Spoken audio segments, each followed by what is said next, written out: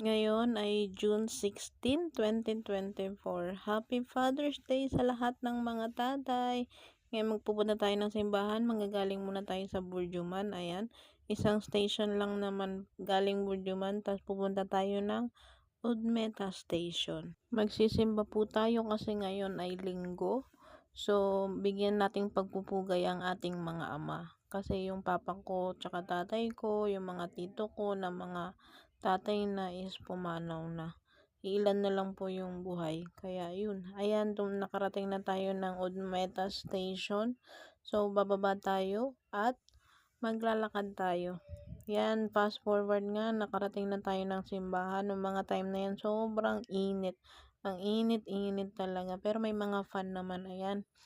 Sa harap, mayroong mga nakapila din. Ayan, nasa loob na ng simbahan. Hindi ko na lang po binidyo yung buong